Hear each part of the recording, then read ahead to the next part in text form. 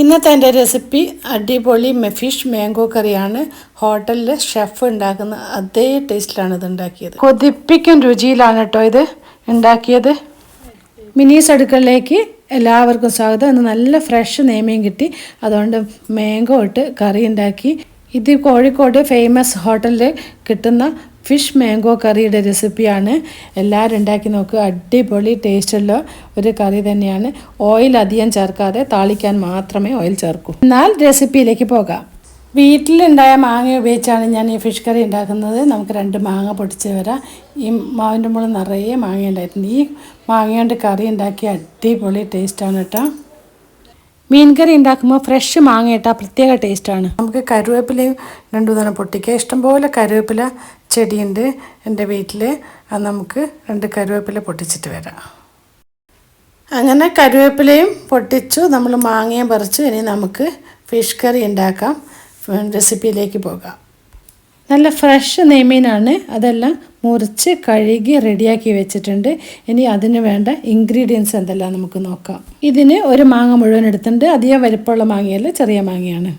ഒരു തേങ്ങയുടെ 1/4 ഭാഗം എടുത്തിട്ടുണ്ട്, ചിരകി വെച്ചു. പിന്നെ നമുക്ക് വേണ്ടത് കരുവേപ്പില, ചെറിയുള്ളി, മാങ്ങ, പച്ചമുളക്, ഇഞ്ചി. പിന്നെ തേങ്ങയിൽ ഒന്നിച്ച് ചേർക്കാൻ വേണ്ടി 1 ടീസ്പൂണ് ജീരകം വേണം. ഒരു മിക്സി ജാർ എടുത്ത് ഇതിനകത്ത് നമുക്ക് തേങ്ങ, ജീരകം, കരുവേപ്പില, പച്ചമുളക്, ഇഞ്ചി എല്ലാം കൂടി അരച്ചിട്ട് വരാം. അങ്ങനെ തേങ്ങ അരച്ച് വന്നു. ഒരു ചട്ടി എടുക്കാം. ഞാൻ ചട്ടിയിലാണ് മീൻകറി ഉണ്ടാക്കുന്നത്, അതാണ് നല്ല ടേസ്റ്റ് കേട്ടോ. ഇനി നമുക്ക് മുറിച്ച് വന്ന ചെറിയ ഉള്ളി, പച്ചമുളക്, കരുവേപ്പില, ഇഞ്ചി എല്ലാം ചട്ടിയിലേക്ക് ഇടാം.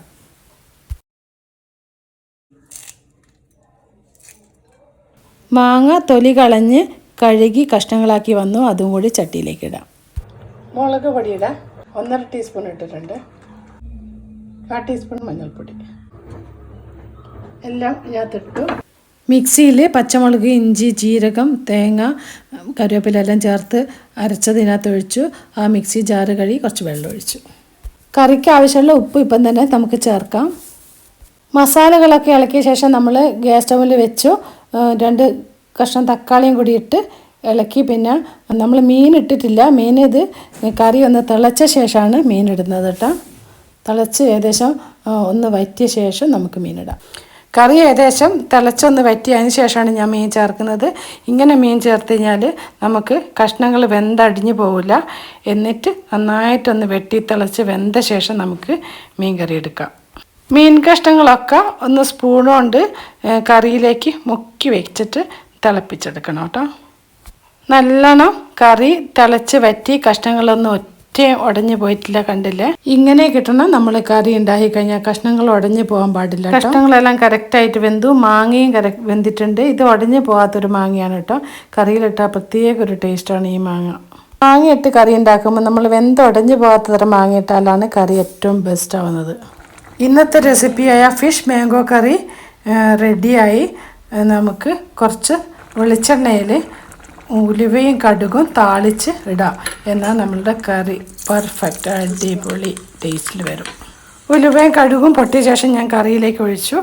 അടിപൊളി ടേസ്റ്റുള്ള മീൻകറി റെഡി. എല്ലാവരും ഇങ്ങനെയൊന്ന് ഉണ്ടാക്കി നോക്കൂട്ടോ. ഒരു പ്രത്യേക ടേസ്റ്റ് തന്നെയാണ്. നമ്മുടെ ഹോട്ടൽ രുചിയിൽ നമ്മുടെ ഫിഷ് കറി റെഡി ആയിട്ടുണ്ട്. മിനീസ് അടുക്കള ചാനൽ ഇതുവരെ സബ് ചെയ്യാത്ത ആരും കൊണ്ടെങ്കിൽ സബ് ചെയ്യുക, ലൈക്ക് ചെയ്യുക, ഷെയർ ചെയ്യുക. ബെൽ ബട്ടനും ഓളും ക്ലിക്ക് ചെയ്യാൻ മറക്കല്ലേ. അങ്ങനെ ക്ലിക്ക് ചെയ്താൽ മാത്രമേ ഞാനിടുന്ന എല്ലാ റെസിപ്പീസിൻ്റെയും നോട്ടിഫിക്കേഷൻ നിങ്ങൾക്ക് വരുള്ളൂ. എന്നാൽ അടുത്ത് തന്നെ നല്ലൊരു വീഡിയോ ആയിട്ട് ഞാൻ വരുന്നതായിരിക്കും. എല്ലാവർക്കും ബൈ. വീണ്ടും കാണാം.